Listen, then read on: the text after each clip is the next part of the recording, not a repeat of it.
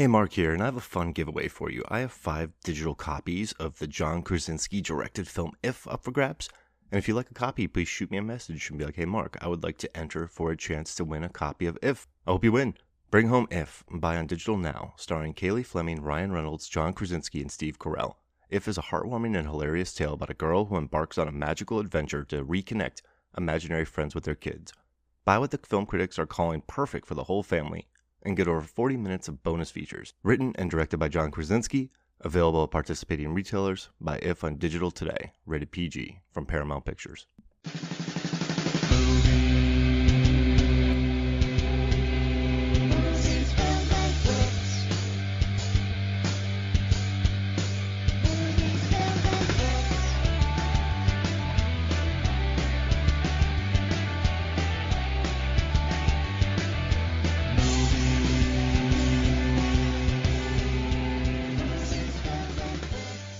Hello and welcome to Movies, Films, and Flicks. I am Mark Hoffmeyer, and joining me is a real snarling Visigoth. It's DJ Valentine.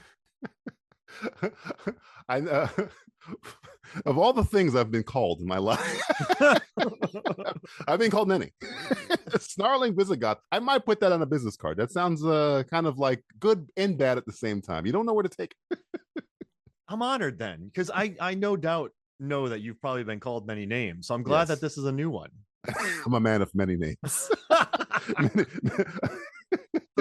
I watched the Holdovers last year, and I absolutely adore it, but I immediately messaged you. Right. And the reason for that is, like, you're big on scripts. You love, like, you're big on writing. You're big on good writing. Good writing. Yeah. I immediately messaged you. I was like, yo, you got to watch this, because you hadn't watched it yet. No, I know. I didn't even, I mean, I knew of it, but I didn't look at anything. I didn't see a trailer or nothing. And then I was like, hey, you gotta watch this. And then you watched it and you liked it a lot. So I was like, yes. And I was like, well, we got to talk about it then.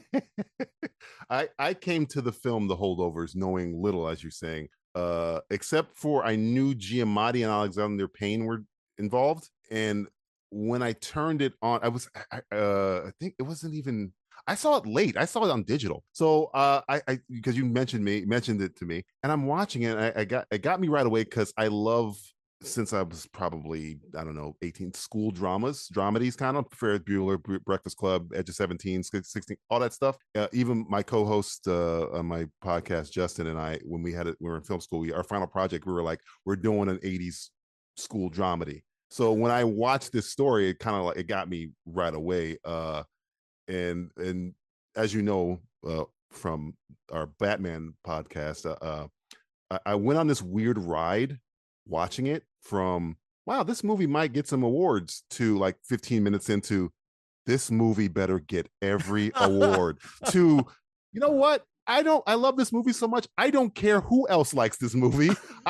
It superseded accolades for me to become like a traditional movie that Justin was saying, is the highest ranking you can give a movie, to where I'm going to watch this movie every year just because it's a tradition. Because that movies that you like, or movies like Oppenheimer, which I really liked, was like, okay, it's got its awards, good, it's a good movie, I can put it up. But a movie where you make a point, well, the holiday season is not complete until I watch blank. Holdovers has now gotten on my list. When I watched, I was like, this movie's, and it's fun, it's funny, it's heartbreaking. It's not like a commercial. It's you get all this stuff, you get all this stuff out of it where you're laughing. And then you're like, oh, that hit me in the gut. Then you're like crying. Then you're like texting in the middle. You're pausing like, yo, have you seen this yet? Yeah, you need to watch this. You're pulling a Mark where you're texting me in the middle. You got to watch this movie. I had to. This movie, I know recently that the screenwriter, like what Stevenson accused the writer of this film of plagiarism. The writer is, and I had IMDb open, and now I don't have it open, and I will be right there. David Hevinson of plagiarism. But the more I read about this movie, like, Alexander Payne based this movie off a 1935 French film called Merluce. It's like part of a pilot they used to have. The guy loves Hal Ashby, so I mean, like, that's like all over this movie. Right. So it's like I don't know. I don't want to say anybody's lying, but the guy like published this thing of like similarities. But I just kind of thought it was funny that the guy who published the list of similarities worked on Paddington 2, which shares a lot of similarities with Ernest Goes to Jail. I mean, yeah. So it's which is an odd thing, but they have a lot of similarities. So it's kind of like, this people being held over, grumpy teachers with students. That's not a new thing. He didn't reinvent the wheel. Like when I hear the Matrix one, I think that was it the Matrix that they had like a plagiarism, or was it Terminator? I can't remember. One of those two. There was like, I think it might have been Matrix, where they were saying that script was stolen. I'll listen to you. But like I just mentioned a bunch of movies with grumpy teacher / authority figure, rebel teenager, find common ground, meet together. That's Ferris Bueller. That's Edge of 17. I mean, that's many, many, many, many, many. Our student project was a rebel who the dean liked him, even though he was a pain in the butt. And they form a friendship that I can see where the guy was probably have a point, but it is such a, I don't say vague, wide open movie where it could connect to so many other films that could cause it plagiarism. Though I can't say for certain. I don't know. I'm just saying it. If it's plagiarism, it's very not slick about it. It's, and what's kind of crazy is this guy is just, this guy Alexander Payne. He's so open about the movies that he loves. Like he loves Hal Ashby. Right. Like he's just a huge Hal Ashby fan. Like The Last Detail actually has a lot of similarities in this movie with the bittersweet and like all that kind of stuff, and like transporting somewhere, trouble. Like so he's so open about it. Like, so someone said he might have read the script and grabbed some of the lines from it when he was doing the rewrites. I don't know, but it's just tough to I'm not saying anybody's right or wrong. We don't know the answer yet. The news hasn't come out. We'll never know. Only person that's going to know is Alexander Payne.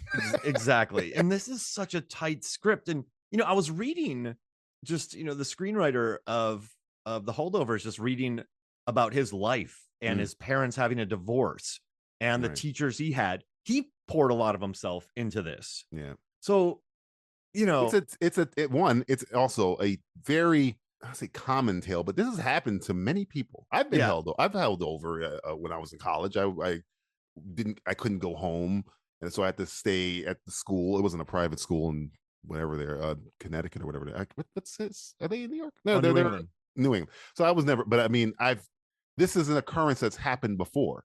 So there's a lot of things they're grabbing from that. The whole plagiarism thing, that's an argument I can't even. I heard about it right when the Oscars happened. So I was like, right? Yeah, I didn't even know about it. So I was like, and I don't know if that's the reason why.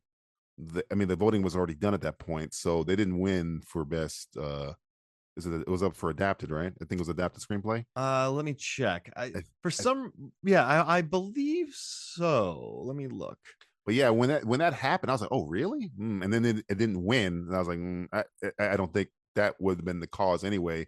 But thank God it didn't win. But if it did win, we'd still be hearing about that right now, because that the award would have been stolen, or they would have been given it more publicity of the screenplay. But honestly, there's nothing it seems like it's an indictment of the film. This movie's good, and it's nothing that's extraordinary like oh my God, I never thought of that before. It's very the characters are that makes the movie good is that the characters are very relatable. I had a teacher like Paul Giamatti's teacher, so it's Mark probably, so it's everybody's had that kind of crotchety. My teacher was Dr. Harford. He was our chemistry teacher. He was very crotchety and very, very smart alecky. And you would, if you were smart to him, he'd be smart right back to you. And people didn't like him. And he had the skin. Oh, really? Yeah. What the heck's the name of that thing? Your skin peels all the time. But yeah. And so when I'm watching Paul Giamatti do this, I'm like, this reminds me of my chemistry teacher in high school. It's the same kind of attitude. So yeah, in terms of plagiarism, again, I'm not saying indicting or letting somebody off the hook.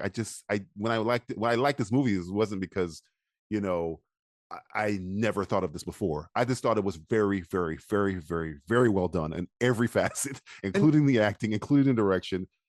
The thing that struck me the first time I saw it, I'm like watching it, and my sister's was visiting, and I'm like, I'm making her watch the beginning part, and I'm like, when my sister's name is Taylor. I was like, Taylor, tell me what year this movie came out. She's like, I don't know, 50s or 60s. That's the way the cinematography is. It's like they make it purposely look like a 70s, 60s film. I was like, that's really well done. The stuff like that, I dug it to that. So yeah. I love what you say about this movie where let's say a pitcher gets on the mound and just throws a perfect game. Right. The pitcher's not throwing behind his back. The pitcher's not, throwing meatballs and getting all strikeouts. Like, he's not revolutionizing pitching. The pitcher just has an awesome game. Yep. And that's what this movie is. It's like a perfect game from a pitcher. Every time you thought that the script is gonna like, maybe it's gonna go into, no, that's well done. That's well done. That's what is very good. I like this. Let me ask you a question. You watched this movie first. So you watched it before me. I didn't. I went in cold. Did you see this going? Did you know anything about it? Did you watch trailers and whatnot? Because I didn't see any trailers for this. I hadn't seen a single trailer, and I hadn't seen a single trailer. I was actually shocked because I don't want to keep talking about controversies, but like in 2020, Rose McGowan accused Alexander Payne of statutory rape when she was 15, but I guess he wrote a guest column and was like, she was 18, I was 28, she was legal. So I was like, I kind of thought after downsizing on that there wouldn't be much Alexander Payne. Yeah. And I had been, I was a big fan of the House of Payne for many years. Like Citizen Ruth. Election is one of my favorite movies. Films of all time. That's one of the greatest films ever. I really, truly, it is. And Chris Klein's performance in that reminds me of Dominic Sessa. I forgive him for Street Fighter because of Election. He's, what's interesting? I think there are directors who just, like in American Pie too, I think the directors understood him. Yeah. Like, I don't think, like in Street Fighter, for years I thought he was doing a bit, but then I listened to the commentary of the movie. He's like, yeah, I was really trying here. And I felt bad for kind of making fun of the role for a long time.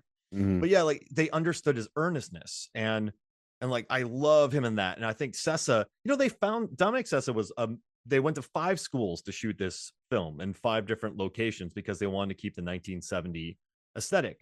Right. And they auditioned a bunch of people, and they're like, well, why don't we just audition one of the kids from the school? And Sessa had been in some plays. The only reason he was an actor, he was a hockey player who got a terrible concussion by breaking his leg, breaking his femur while skateboarding, and he got a concussion. So he decided to learn lines to help heal his concussion symptoms. And then he loved acting. So he was still in his dorm room when he was shooting this movie. Like Giamatti thought that he was going to have to be like his mentor, but Sessa was incredible. Like that scene at the dinner table when he's talking about all the parents and everything, and the zoom like pulls back. It's incredible.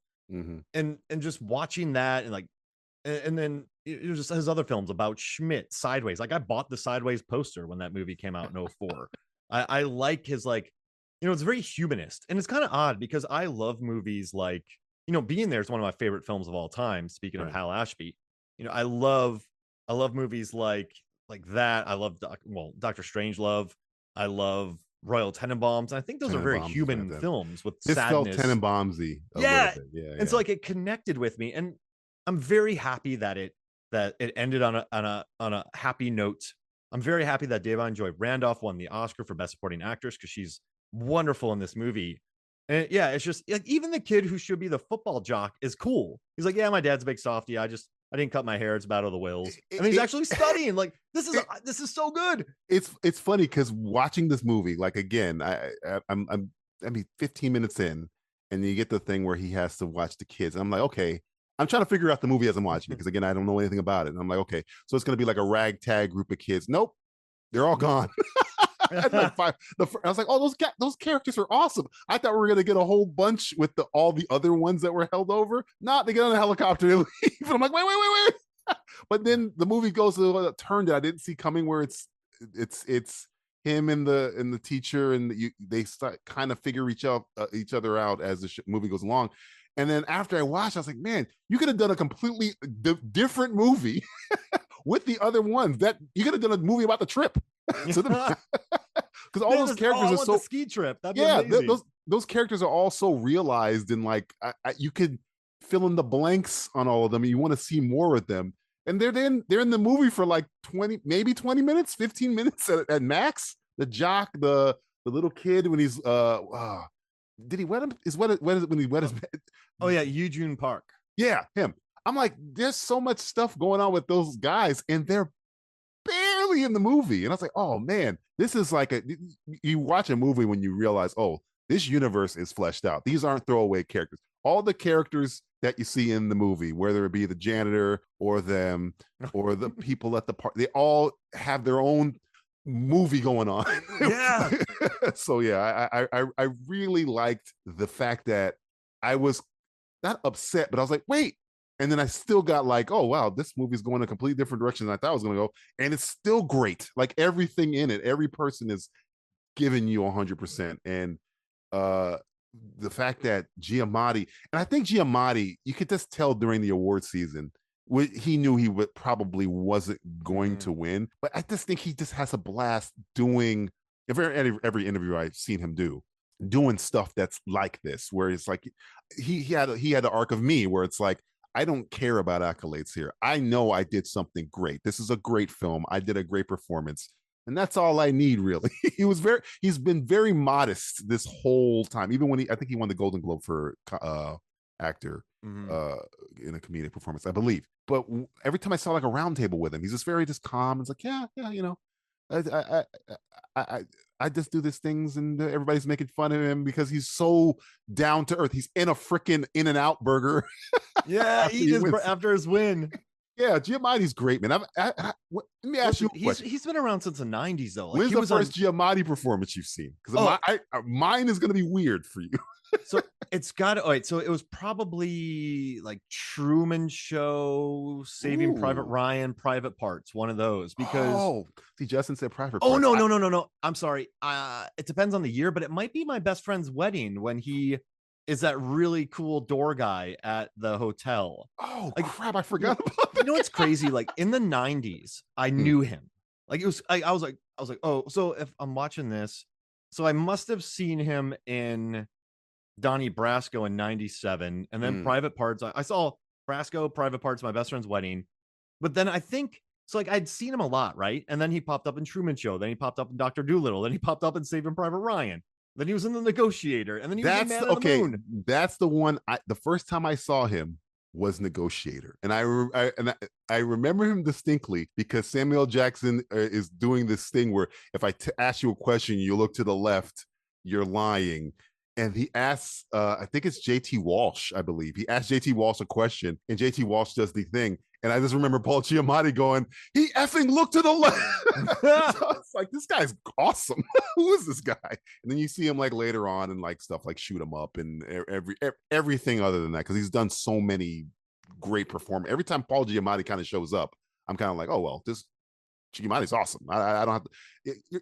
It's almost like we watch sports, you and I, and you get like a good athlete coming. Is okay. I don't got to worry about that position anymore. Yeah, Giamatti's at wide receiver. Okay, we're good. Now let's figure out what else we're going to work with here, because Giamatti's going to hold it down. We know automatically. Anytime Giamatti shows up, whatever role he's playing, you know that role is nailed. You're good.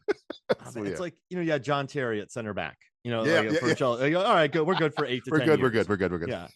And you know, I remember in 2003 watching American Splendor when he played Harvey Picar, and I was like, I remember thinking, I was like, this is because that got a lot of plaudits. Yeah. And I was like, yes, because you know, Planet of the Apes, he nails it in Big Fat Liar, Big Mama's House. Like, you know, I had known him, and so seeing him get all this award, attention was amazing. And then Sideways, like he's just that movie blows up, and then he pops up in The Illusionist, and you know, Lady in the Water, a lot of people give that movie crap, but for him, he was the lead of that film. He was the lead of an M. Night Shyamalan film, and I had a lot of respect. You know, even with I enjoy that movie, I really do, but I admired him more because of just the blind faith he had in M. Night Shyamalan.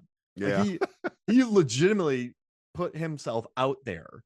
And so it just made me like him more because Shyamalan was a big deal at that point. Yeah, he hadn't Shyamalan yet, so he was probably like, well, this guy's Time Magazine articles on him, so I'll put my faith in him. And to Shyamalan's credit, he might make some weird decisions, but he is a capable director. And Paul Giamatti seems like hey man, I'm here for the script, I'm here for the movie.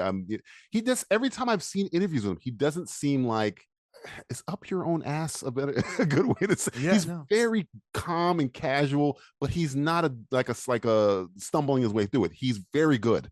He's very good at what he does. He's very good in this movie. And I'm telling you, man, I really believe that he was on the stage in the 80s, 90s. He started getting minor roles and then he became a lead, and he's had just a wildly successful career. So I think he's just happy. Like, in this movie, he's like, yeah, I don't have a face for romance. And remember Sideways? They're like, oh, he's in a romance. Like, but he's become a legitimate force. And I listened to a long interview with him and Ethan Hawke, and just listening to them talking about acting and listening to him talk about how they kind of work their way up together. And I don't know, I just think this role, he's just on fire. The way he says it. And I learned a lot of interesting things about Alexander Payne as a director. So, like I worked on like over 150 sets. I spent years in the film industry. I saw a lot of directors on commercials, music videos who just sit behind the monitor and just yell stuff. There's no monitor on an Alexander Payne set. He's just sitting there watching the performances, which I love. And it's interesting. A lot of his, like, Alexander Payne preaches keeping his budgets low so that he won't have studio control. Right. And I love it. He's like, and he was talking about coverage in this movie. There's a lot of great dolly shots. There's not, they didn't have time for all this coverage over the shoulder, this, that. They have a lot of beautiful coverage in this movie. There's a lot of ensemble staging that I liked. There's a 1.66 aspect ratio that they use, and they shot in an area Alexa after doing a lot of tests on film, and then they grained it up and made it look perfect. But he wrote that coverage bacteria. He's like, I've only basically had low budgets except for downsizing. And the blessing of lower budgets is you have to make your days. It really forces discipline of camera placement. There's a way in which lower budgets force you to search for precision and elegance. And this movie is very elegantly shot, whether it's the opening, like the beautifully framed shots of the schools and the river, and like the beautiful dolly work whenever they're walking out of places, and the scene in the party when they're in the kitchen, and just how they're staged. Like, I love that they're like, okay, we don't have a lot of time, so we have to think about the script, we have to think about the actors, and we have to deliberately place this in a this camera on a tripod where it looks beautiful. And there's not a lot of movement in this film, but you don't need it. Like, I love the dissolves, I love the editing. Like, they've been, he's been working with the same editor for the last 8 films. Right. And so just watching like Kevin Tent, who won a BAFTA for editing a comedy, which he should have. But I love the dissolves. I love the way that they edited it. And it just, I don't know, everything about it. Like, they shot in January in Boston to make sure they had snow. Right. Like, how much was the budget for this movie? 30 million. Oh, yeah. So yeah, it's very. Oh wait, no, I'm sorry, I jumped the gun. 13 million. Oh, so it's Godzilla -1 and Holdovers. That are doing so much with so little. They have pocket change. 13 million, 12 million. Those might seem like high numbers, but for an actual movie, especially movies like this, where it's amazing how you can watch that costs a 20th of the budget of like something. I won't name movies that are cost $300 million that may have upset me last year, but are so little compared to those movies that don't entertain me at all. Like, I can live in this movie Holdovers. I think I said this about the Batman we were doing a commentary. You could add in more hours. This thing could have kept going for me. Like, I was just like, it had a perfect ending, but I was like, man, if you tell me it's a director's cut, give it to me, because it's the way it's almost like a travel novel, but it's like, because they're doing the dissolves and the montages, not of just them during the passage of time during the holidays. I'm like, man, there's so much stuff you could have just put in here. But you're talking about elegance and also efficiency. That's why the movie's $13 million, because of that. Alexander Payne is not like, embellishing, and he's very, it seems like he's very strict on what the story he wanted to tell. But man, I love these characters so much in this story so much. You could have just gave more. You could have had more. It's almost like, again, I keep going to John Hughes.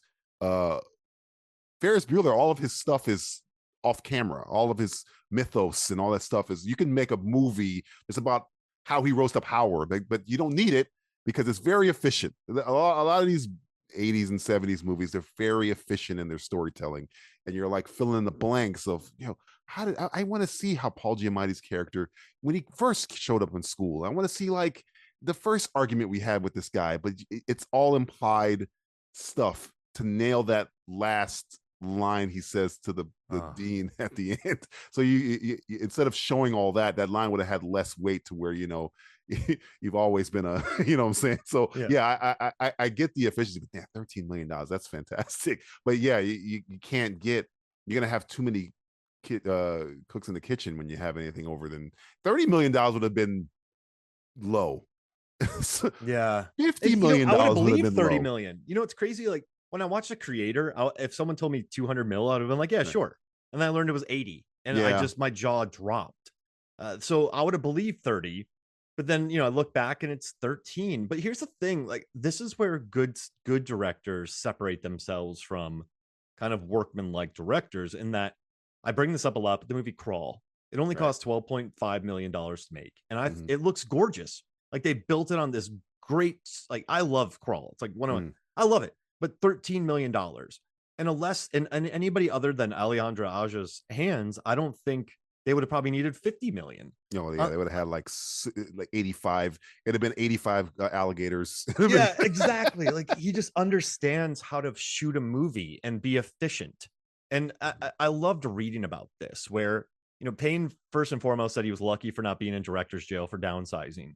Right. And he said that, the way that they, also too, they wrote this for Giamatti. So Giamatti had the cadence. You could tell that this was, it's like a glove for him. It's like there's no, like you can't see anybody else in that role than Paul Giamatti, and you know that from like the first thing he does. so yeah, I like, let's say they cast, I don't know, Sam Rockwell, it wouldn't work. George Clooney, it wouldn't work, because these are all people that have worked with Payne before. Thomas Hayden Church. This is Giamatti. It's essentially him. So yeah.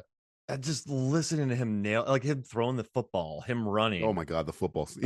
Just the like, you hormonal vulgarian. Like I love when he says that, like, and like that whole speech about, like it's like a henhouse ladder, it's shitty and short. You were born lucky, you entitled little degenerates.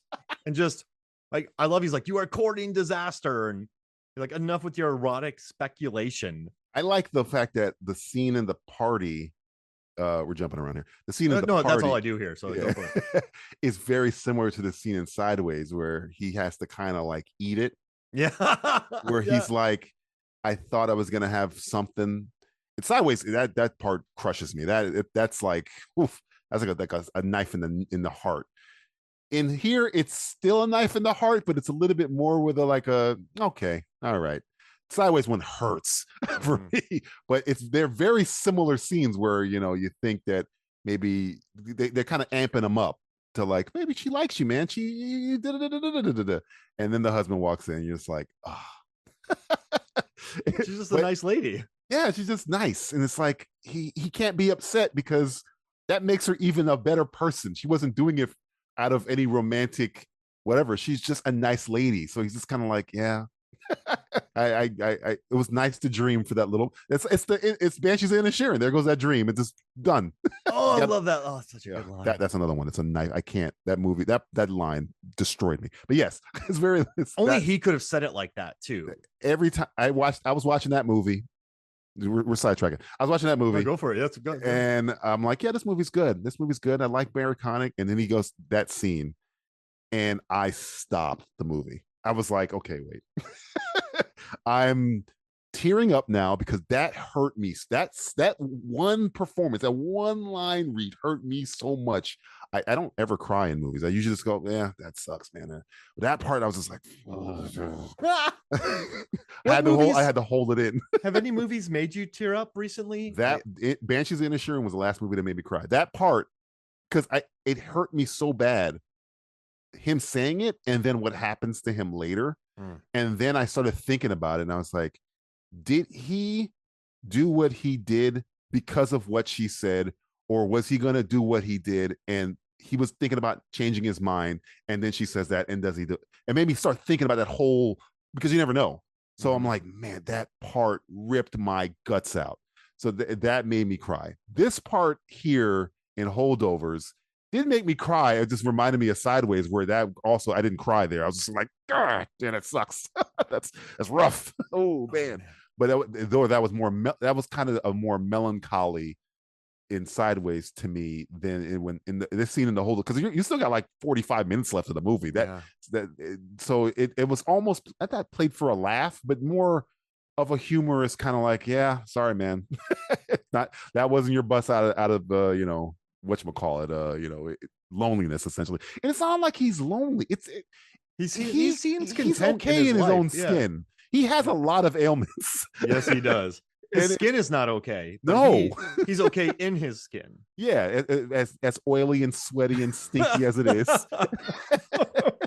he's kind of come to terms, and I think that's that whole point of that's what I got the Banshees of Inisherin part, is like where he's come to terms with, this is who I am. It's not, why am I going to fake that I'm this debonair, whatever. And people everybody's like gassing him up, like, yeah, maybe she likes you. It's like, nah, that's ridiculous. He's shooting it down every time.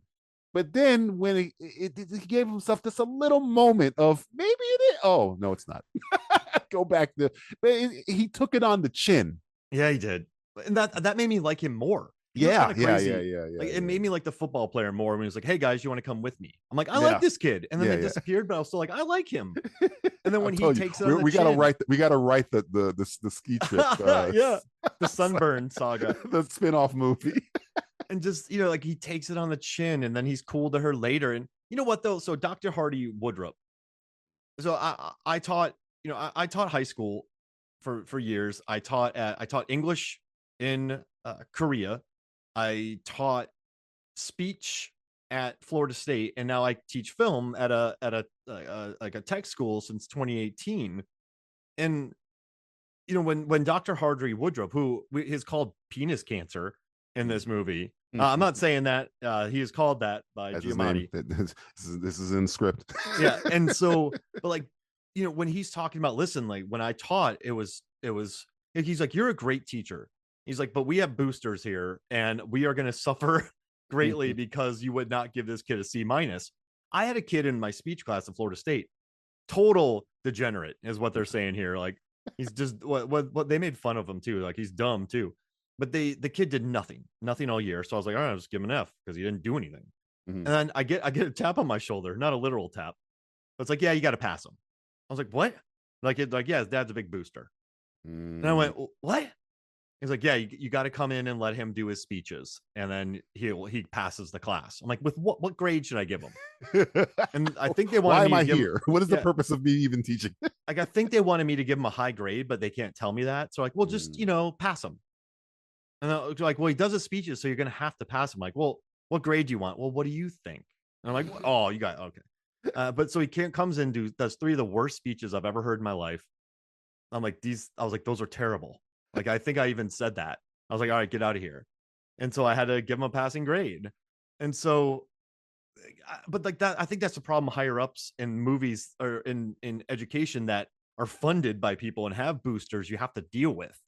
So like, even Hardy, like, he's really smashed on in this movie. Yes. But at least when you've been in higher education or any education or private schools, you're kind of like, I get it. Like, he's not a teacher anymore. He's on the business side of things. Right. So it was even hard to really hate him. Like, and even the teacher who got out of it, he's like, yeah, my mom has lupus. Does she? I don't know. She might. You don't even hate him because the guy's just an idiot and he got away with it. That's why I like Paul Giamatti. We're all rooting for her. Because it's not like he's been tricked in it. Yeah. He knows. He knows this is a whatever, but it's little do they know, or maybe he doesn't care that they know. He's like, he'd rather be here anyway. He doesn't have. It kind of gives him an excuse to be himself anyway, because if he didn't, he'd have been there anyway. so yeah, from the word go, this guy doesn't give a crap about what people think about him. He's already crossed that bridge. And then you get the scene in New York, Is it Boston? No, Boston. Boston, where he runs into the guy, the just lies his face off. Right. And I was like, oh, he does care.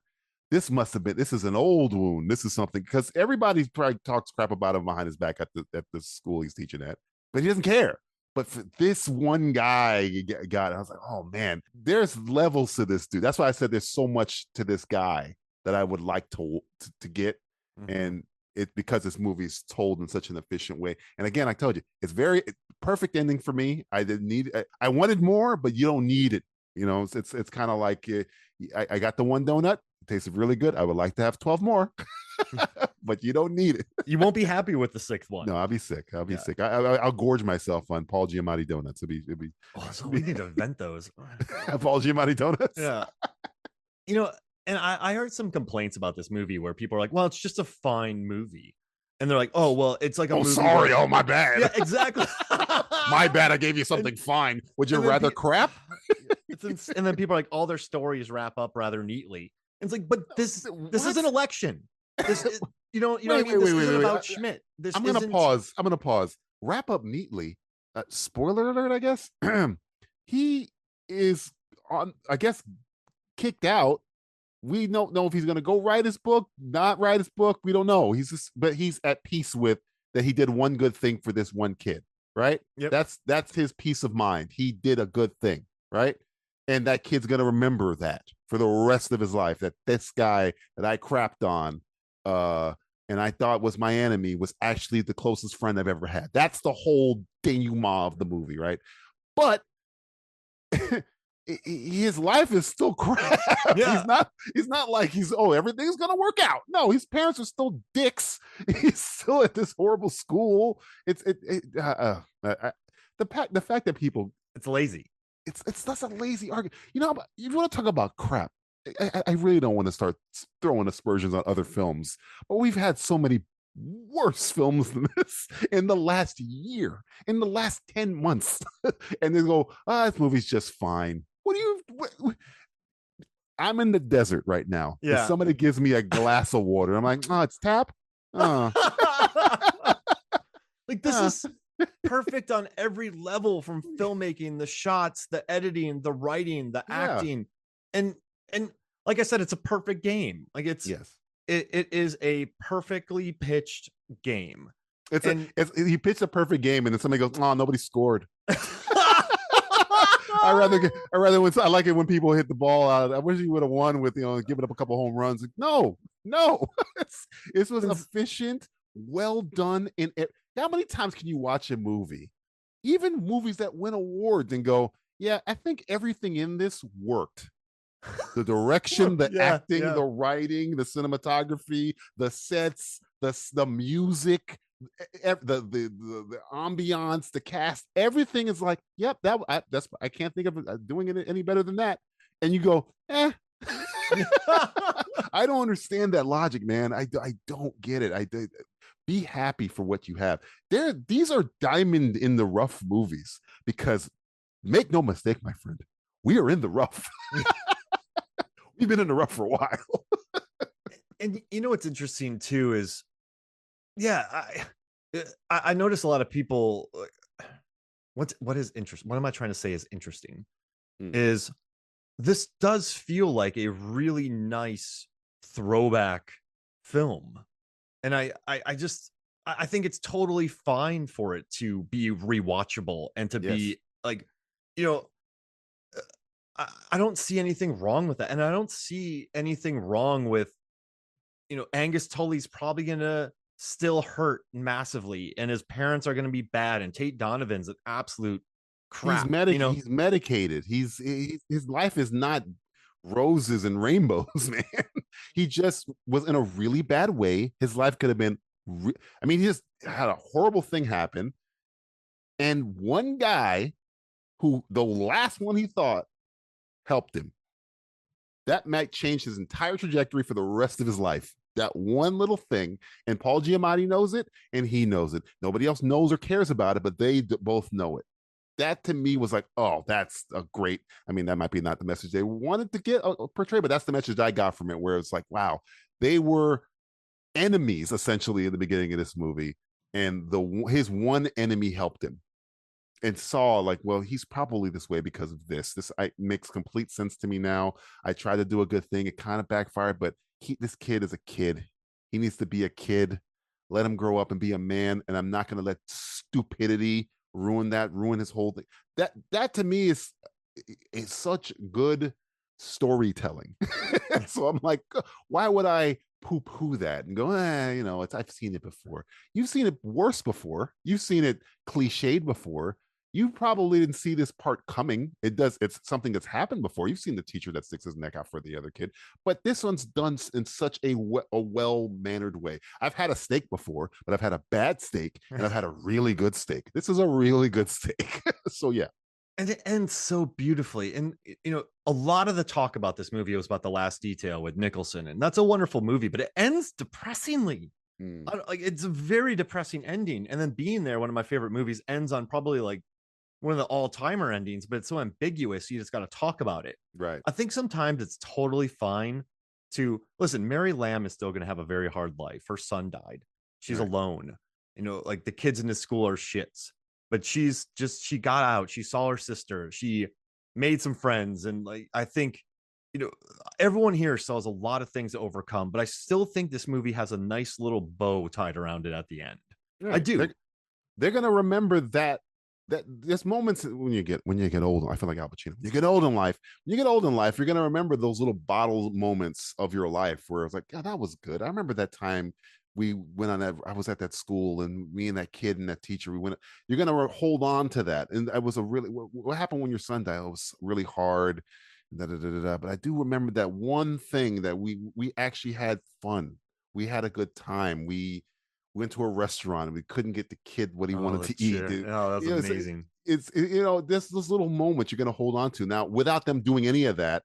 You don't know. She could have her life could have gone a completely different. She could have been destroyed. I mean, she was destroyed by it, but I mean, it could have gotten really dark for her. I'm not going to allude. I'm just alluding to what could have happened. But I think those little moments are what's going to make her continue, make her go forward. Same thing with the kid and Paul Giamatti, where he's been kind of holding himself back, happy in his own skin. Now he's out of his own skin. He did a good thing for another guy. Now he can't just be safe anymore. He has to take a risk and go whatever. So yeah, I like stuff like that. I like when a character, I don't know, character growth. I don't know. I like that stuff. I don't know. But yeah, again, I remember when this came out, and again, I this is before you even texted me. We were showing it, and people were saying I didn't like it. I was like, okay, well, I didn't know much about the movie, and then you told me it was good. And I'm watching. I'm like, why wouldn't you like that movie? But then I hit that level where I'm like, look, this is a traditional movie for me. I'm watching this movie every year.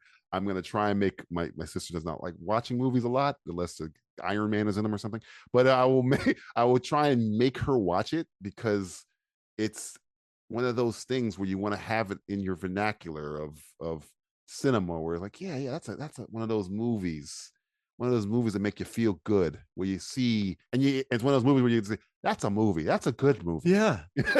That's a movie where you don't have to, I'm plagued by such disgusting and depraved and horrible films. It's always good to like pull one in the back of my mind palace. Oh yeah, that's a good movie. I can brag about that movie. I can put it on December 1st or December 10th and just sit back on the couch and just chill and watch it and laugh and remember the crazy, because we haven't talked about some of the crazy things that happened in this movie. Yeah, like the arm dislocation. And that was hilarious. The pinball scene. You can be the left arm, I'll be the right.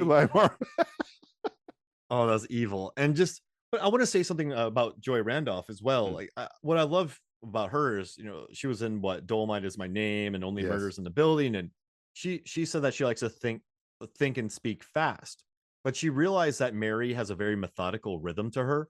And I like that she's going through a moment of grief and personal devastation. You could feel that weight on her. But you also feel that she was just sort of a survivor as well. Right. And I love that about her. And she also studied Betty Davis movies, learning how to smoke. And with the Boston accent, she's like, yeah, people from Boston don't mess around. So she really did a good job on the dialogue. I love that. And she asked Alexander Payne if she could do some of the cooking in the kitchen because she loves to cook and she wanted to get into the characters. And like everything about her character. And you know what's interesting, like the way she speaks to Paul Giamatti, like it's very sort of like Northeast style, blunt. You know, you go to like Philly or any of those areas like out there, and you feel like they're pretty straight shooters. And like the way that she speaks to him and wants him to do better, but she feels like a fully lived in character. And I like that. I like that. Sometimes I feel like in movies, like there's like 8 characters, but only one of them has a life, and then the other ones just exist to be around the other 8. Right. 3 people, I got a sense of all of them. That's what I'm saying. Like you could follow. That's why when the other ones flew away, I'm like, these feel like characters I could like. They all could be the star of their own movie. Every character in this movie could be the star of their own movie.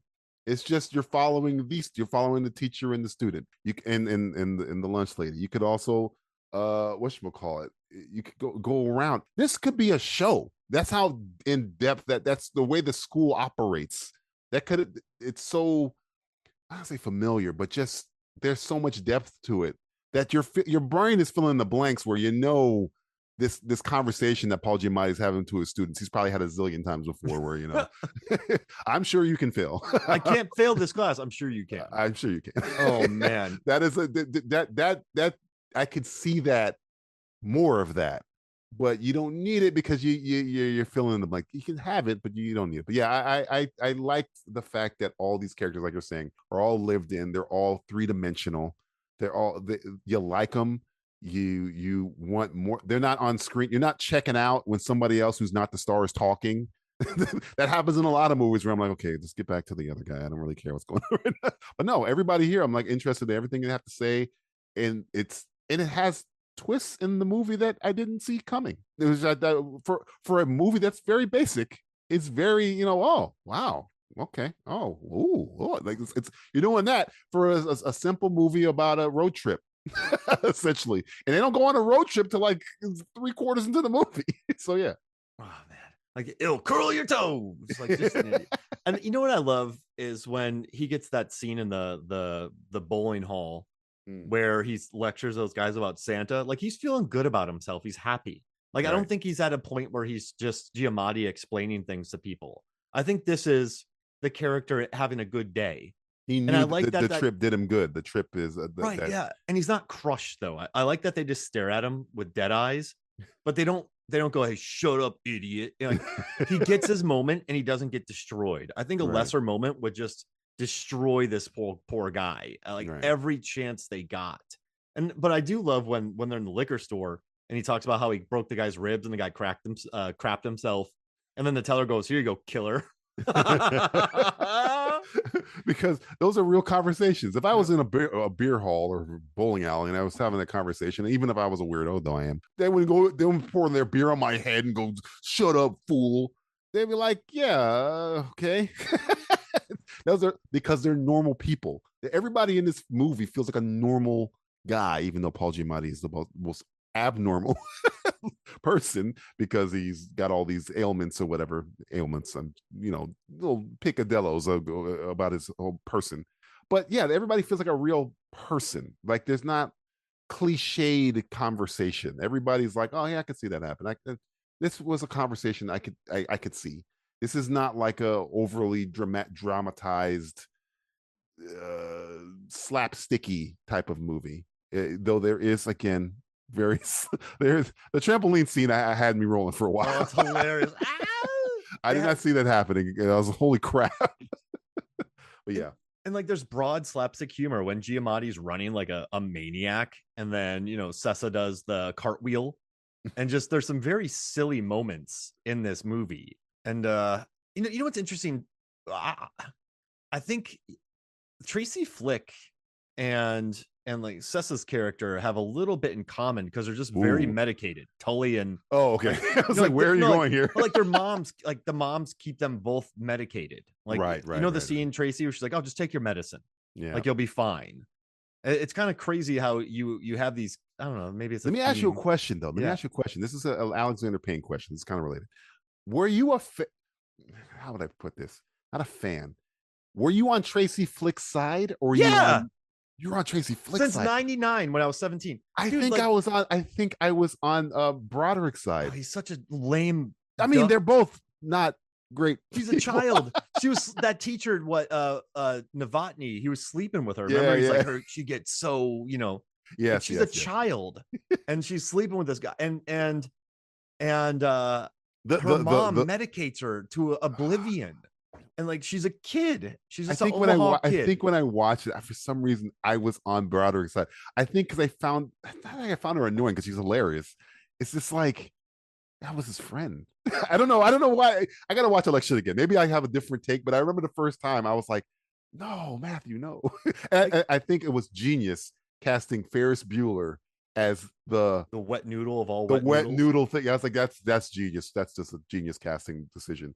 And it might be why I was rooting for him. Not rooting for him, but like I was on his, this is kind of like House of the Dragon. Which side are you on? I was more on Matthew Broderick's side than Tracy Flick's side, but they were both hilarious. I love both of them. They're the buttons and all that stuff. Alexander Payne has a way of putting in something ridiculous but making it very real at the same time.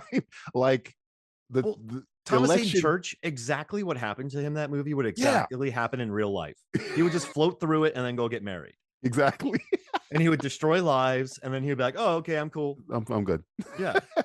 And like, sorry to interrupt, but like when McAllister tears up the vote and throws it away, when he cheats on his wife, like he's such a wet noodle. Yes. Like, I just felt bad for Tracy because I mean she's a kid and she's just highly medicated from her mom. But him throwing that milkshake at the car, it was hilarious. I've been there, man. I haven't thrown a milkshake at a car over center, but I got it. I understood where the frustration. I think I just tapped into that frustration that he was going through.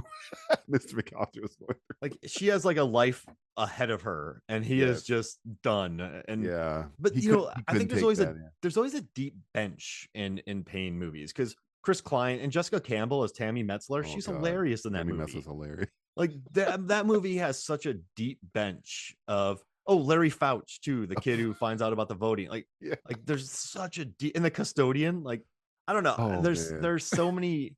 I think his movies have such rich characters. Right. And I don't really think much about The Descendants. It was fun. I like The Descendants. Yeah, no, Descendants is almost like The Holdovers, right? It's just good. It's really good. It's a solid movie. Yeah. Solid. It's just fine. Yeah.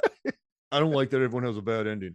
But I don't like the fact that they're real life characters that I can relate to, and everybody it's like, what are you talking about? Nobody studies spiders in the Amazon with their mother right before she died. It's just normal. I think what I like about Payne's movies first and foremost is I'm super emo, and I love movies like Take Shelter. I love Richie Tenenbaum and the Royal Tenenbaums. I love the sadness in cinema, and I think just with the sadness drenched, like the depression drenched on Election, with About Schmidt, the sadness there, Sideways, the sadness in that film, that wedding scene, the bulge. There's so much sadness in his movies that I kind of like. Maybe I connect with the sadness. I'm down with the sadness, not the sickness. You like the Batman. You like it because it's dark. Yeah. No, I've always connected with Michael Keaton's Batman because he's insane. Those are maybe movies I connect with. You connect with Michael Keaton's Batman because he's insane. He is. He just waits around for the bat signal. And he's like, he's okay, nuts. He's not insane. Okay. Okay. He's nuts. Difference. He's not Looney Tunes. He's not Looney Tunes. Yeah, let's get a little nuts. Do you want to get nuts? You weigh a little bit more than 108. All right. Just put it out there, all right? Just put it out there. Well, yeah, I'm just happy to talk to you about this, man. I honestly think we should do a high school character draft. Oh man, I'm not prepared. I see. No, for another episode. Oh yes, real good discussion. Because boy, yeah. Well, if you want to do it, why didn't we think of that before? We should have thought of that before. Yeah, but it's I think we were going to talk about maybe do a draft of high school, like low key Christmas film draft, right? Right. Yeah, low key. All right, so you have any final thoughts about this movie, or just it's just really good? Kids, go watch this movie. Adults, go watch this movie. You know what? Wait till about December, and you're like, oh, I've seen Christmas Story 3 million times. I've seen Love Actually about 17,000 times. Put on the Holdovers. It'll give you that warm and fuzzy feeling. It's got that Christmas spirit to it, and it's got good acting, good direction, good writing, good cinematography, good editing, good music. Everything is good. There's no part in the movie where you'd be like, oh, that sucked. Nothing. None of those. Never gonna happen. It's just gonna be like, oh, that was really, really good. It's well done. Well done. Well done. Good. As I talk to my dog, good boy. Good movie. But it is, right? It's just it's a good movie. It's a good movie. Enjoy the movie. Oh, all right. I'll let you have first pick. Oh, I get then I win. Automatically. I automatically win. Die Hard is the first pick. And we're doing the unintentional Christmas movie draft. Movies that are not essentially Christmas movies, but they kind of have a spirit of a Christmas movie while stuff is going on in the front ground and the background. Christmas is kind of like hanging. It's kind of like up to your interpretation. Die Hard, number one. What are we talking about here? Come on. Die Hard's number one. Of course. I'm gonna take Kiss Kiss Bang Bang then. Oh, you son of a See, this is when the draft gets really, we start doing like, double dealings. Like I'm calling his agent and like, oh, I don't believe you got my third pick. Kiss Kiss Bang Bang was my number freaking 3. What you son of a, you got Kiss Kiss. Okay, I gotta go Batman Returns then. So screw you, Michael Keaton. I just died inside. No. Hey man, you took my Michelle Monaghan in a Christmas outfit. All right, you took my Gay Perry. I'm taking Michael Keaton killing people with a bomb. All right, I'm taking Penguin. I'm taking Catwoman. Peace on Earth and goodwill toward men and women. I'm taking them all. All right.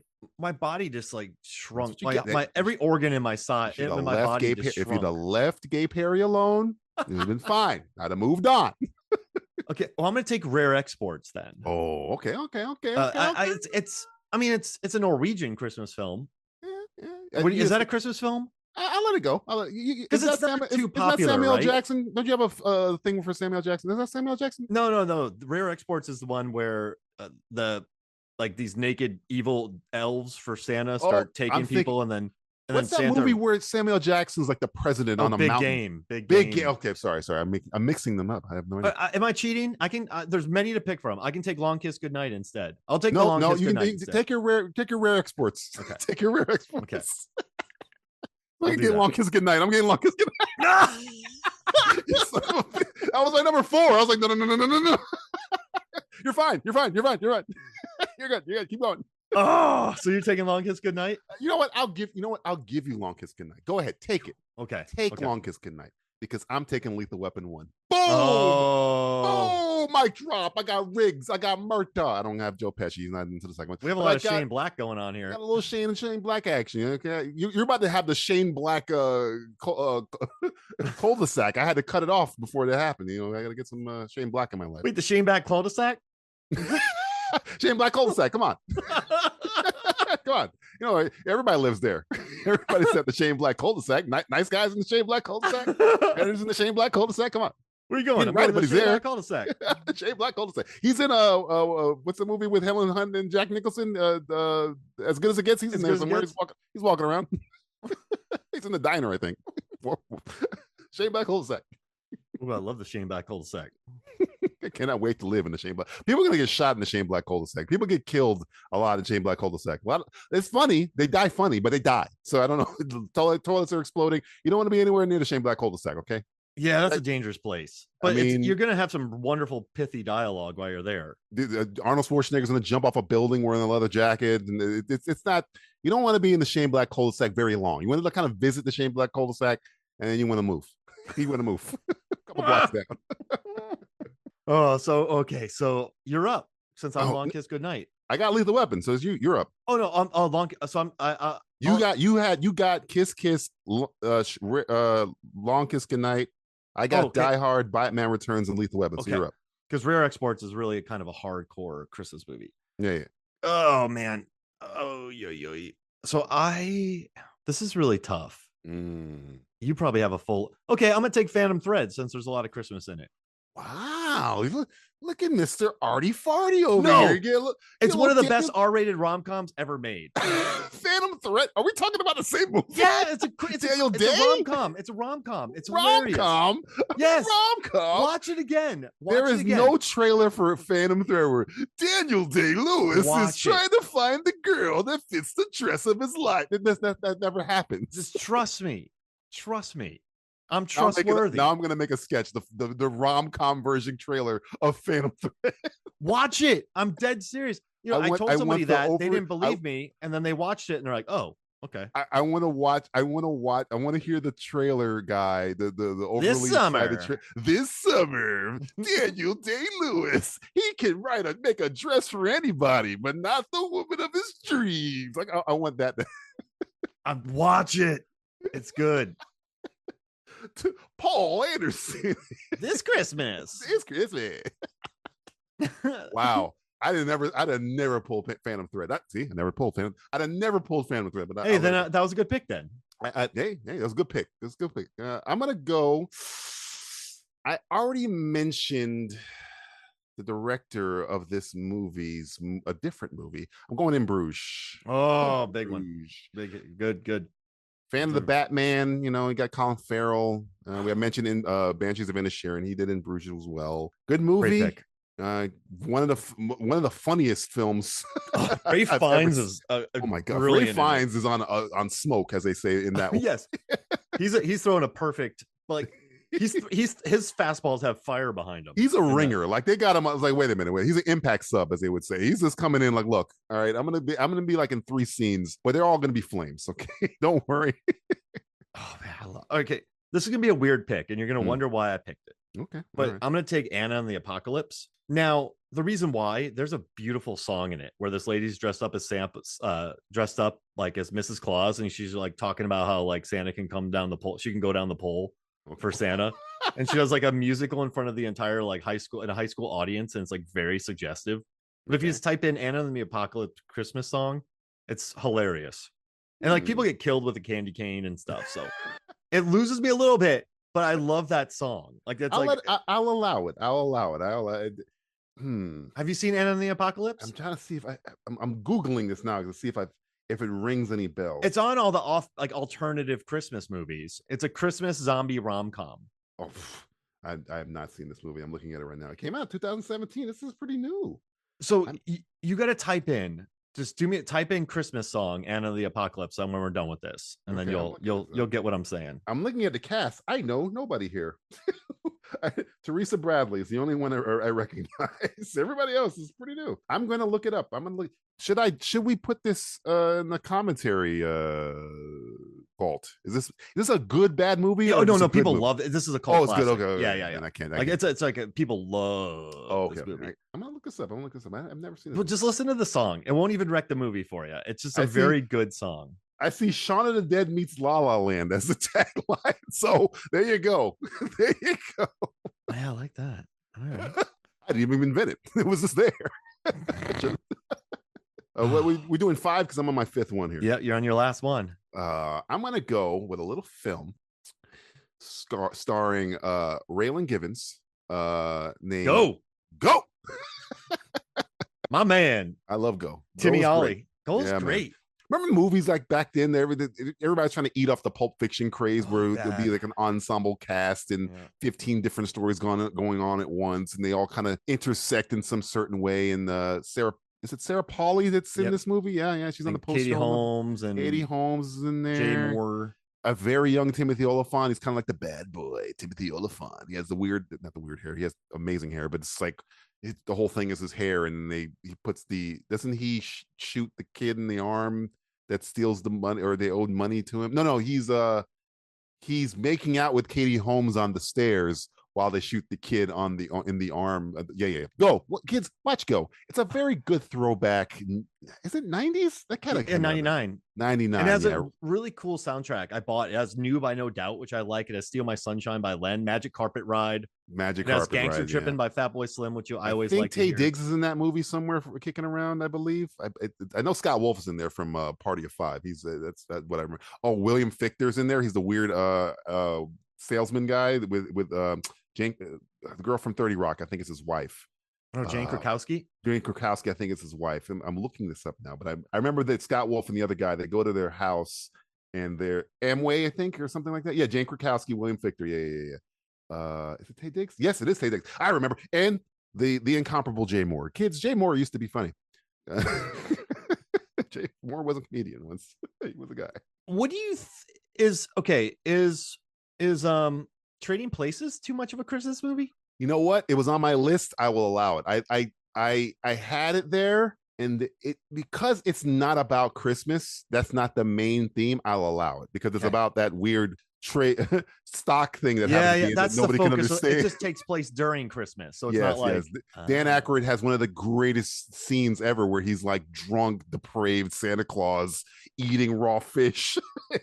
And you get Jamie Lee Curtis nude. I think that's her only nude scene in the history of film. So yeah, if you want to see Jamie Lee Curtis in the prime of Jamie Lee Curtis, that this is pre True Lies, kids. Yes, Jamie Lee Curtis, and then you get Eddie Murphy on fire. And then you get a cameo from the actors in this in Coming to America playing the same roles. The billionaires that become homeless men, they have a scene in Coming to America where Akeem from Zamunda he tips them. So, that it's a world like he has a twin brother in this world, which makes me happy. Apparently. Billy Ray Valentine and Akeem, they're twin brothers. I mean, it makes sense, right? Like you weirder things have happened. I'll allow it because he has my same last name. So I'll let it go. So you have Die Hard, Batman Returns, Lethal Weapon, In Bruges, and Go. I have Kiss Kiss Bang Bang, The Long Kiss Goodnight, Phantom Thread, Anna and the Apocalypse, and Trading Places. Phantom Thread. That's going to be the one that's going to be like, wow. You got to watch it. I got to watch it again. I got to look it up. I watch it as a rom-com. I'm going to download it and I'm going to take the score out. I'm going to put my own. But it's happy score in there. Yeah, I think Paul Thomas Anderson's one of the kings of R-rated rom-coms. Licorice Pizza, Punch Drunk Love. That's the one he did with John Krasinski and Maya Rudolph. I don't know. Is that an R-rated one? The Way We Go. He did. Away We Go is what it's called. Yes. He had directed Away We Go. I think he. I'm 95%. No way. I'm pretty sure he did. I'm looking it up right now. I'm looking it up. Sam Mendes directed that. Did he? Yeah. You're mixing up your auteurs. Oh, I'm sorry. I'm getting I apologize, kids. I apologize. That was a different auteur. Different. Paul Thomas Anderson wouldn't be seen dead with John Krasinski. No, yeah. He wouldn't be seen dead with Maya Rudolph, his wife. He wouldn't be seen dead with. Honey, you want to direct my rom-com with John Krasinski? No. You go settle with Sam Mendes. No, honey, no. Why? You go settle with the guy who did 1917. No. I'm gonna go work with Sandler. Who do you think I am? Paul W.S. Anderson? Hey, watch it. I love that guy. Who do you think I am? The director of Soldier? Huh? What do you think? What do you think is going on here? I don't want a divorce, but who do you think you are? Oh, man. Hey, so where can people find you? Simplistic.reviews. I host a show with my co-host Justin Palizzi, who I mentioned, and Matthew Stewart, and we drop a show every first of the month, and then a commentary every 20th of the month, and every 15th of the month we do like 15 minutes. We just talk about whatever. Last month we talked about all the commentaries we've done. We've done like over 100 commentaries, usually on bad movies, not holdover movies. Bad movies. I have to come to Mark to do commentaries on good movies.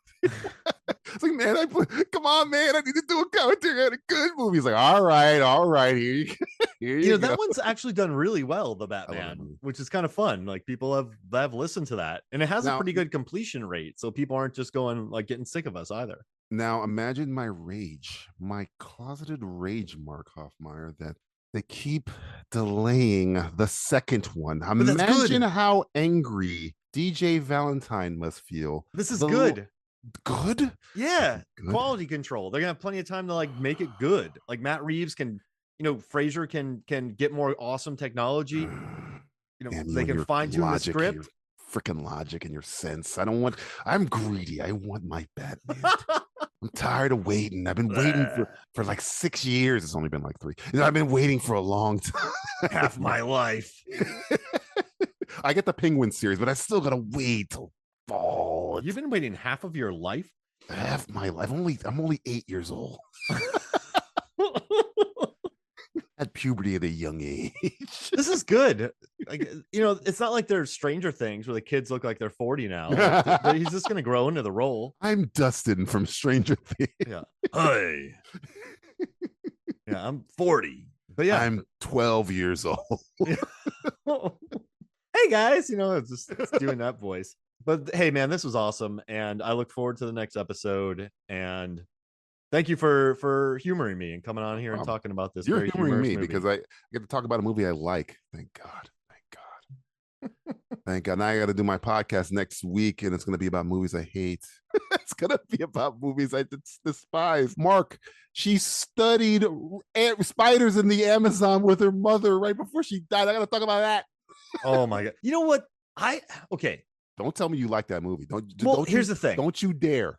I was watching this film, and it has some of the worst blocking I've ever witnessed. Absolutely. Like, really, $100 million movie, and some of the coverage is like, I don't know who did this. Like, you were talking about perfect games earlier, about people throwing a perfect game. Man. This is also a perfect game. Everything in this is awful. Yeah, and I just like when she's so at the very end. I don't want to give anything away, but I'm like, oh, please don't spoil Madam Web. The thing that went into my brain was like Dakota Johnson owed somebody money. No.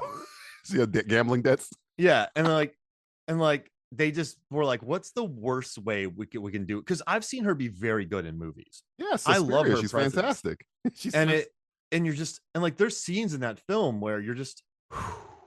I don't like the awesome lady from the flight attendant and Girls. She just sits in a chair. Yeah. The guy from oh man, he was just in a movie. He was nominated for a Golden Globe. Adam Scott, you talking about? No, the villain. Like he's in a movie. Where he's very good I forget his name, but yeah. And you mean the guy they ADR'd the entire film? and they're like, she doesn't even know how to open a can. Like you're just like I don't know. And I feel bad for her because she said on set no one was like looking out for anybody because they had no idea what was going on there. No. And so for me, I was in a theater. I had no hate. I was just like, this is crazy, and I kind of enjoyed it. Like I don't think it's The Room bad, right? I don't. It's right there though. It's right there. See, The Room was made earnestly. This movie was like. You think they're taking a piss? I think this is earnest too. No. But I just think it's corporate junk. Made very badly. Lunchbox movies. They slap it on a lunchbox and throw it out there. Yeah. Bad. But it was really bad. It's not even cromulent.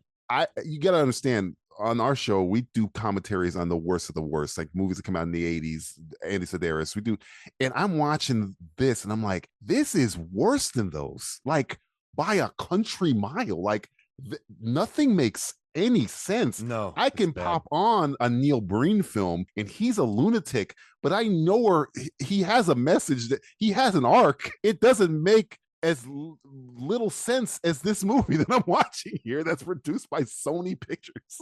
It's unbelievable. I was almost kind of like, you know what? God bless Sony, because between Morbius and I don't even know what they're doing. Now I gotta gear up and do. I know they're gonna make me watch Craven. I know they are, and that's gonna be just as bad. That's gonna be right there. I will say the Venom movies are buoyed because of Tom Hardy. Yeah, Tom Hardy. See, this is why I like the Venom movies, is because Tom Hardy cares. Like, and so while watching it, you just feel Tom Hardy driving this movie, and I at least respect it because you can tell that the main guy loves the source material, and he's like, I feel like Tom Hardy would kill himself for Venom, and that's why they get a big pass in my book, because I love, like, some of these movies you just feel no energy at all, and you just feel like, did they even like this?